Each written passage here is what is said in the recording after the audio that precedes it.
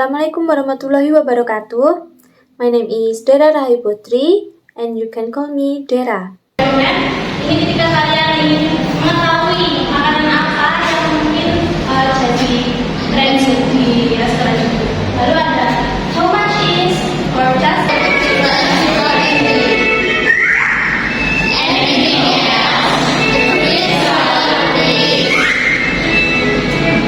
As pizza, spaghetti, and risotto, right?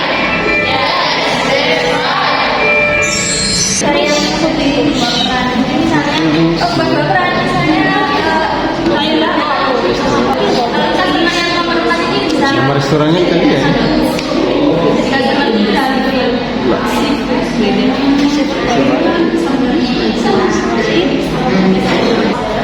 I have one teaspoon per room and cook.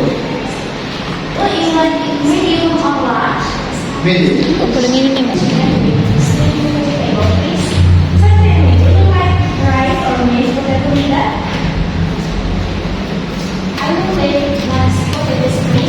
Okay, in this video, I would like to share my comments and self-reflection after conducting a teaching simulation in my microteaching class.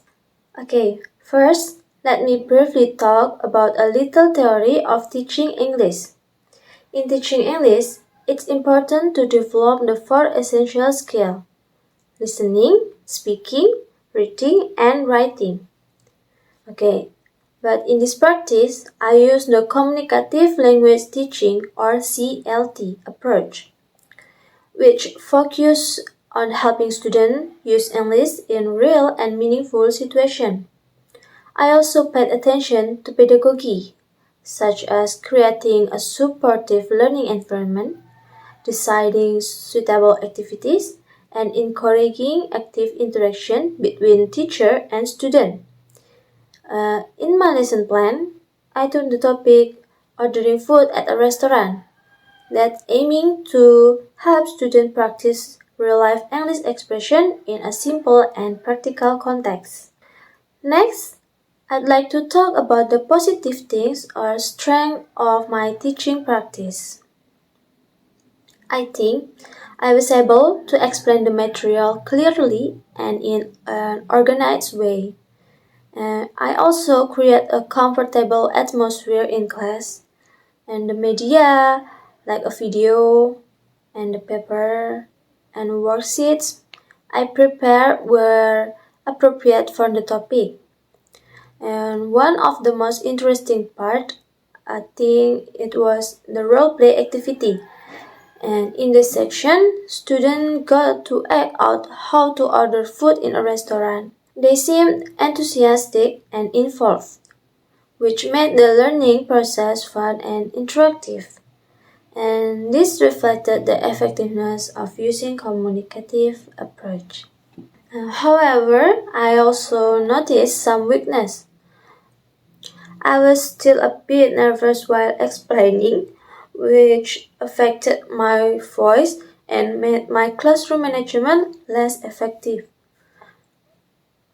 I also realized that I often stood still while teaching and did not use enough body language to support my explanation or engage the students. And additionally, I struggle a bit with time management, and some part of the lesson felt too rushed, felt too fast, while other took too long.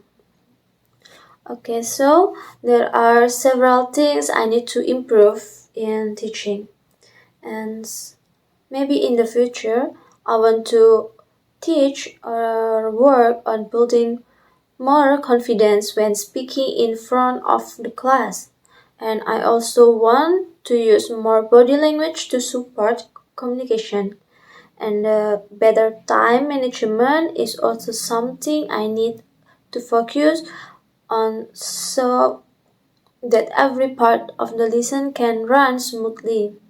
And lastly, I would like to give more feedback to students during the activity, so they feel more quiet and involved. Next, when using blah blah, ada gerakan tangan, ada gerakan ekspresi ya.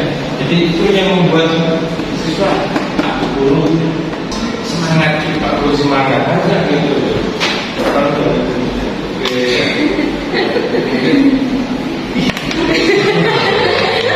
Oke, ya.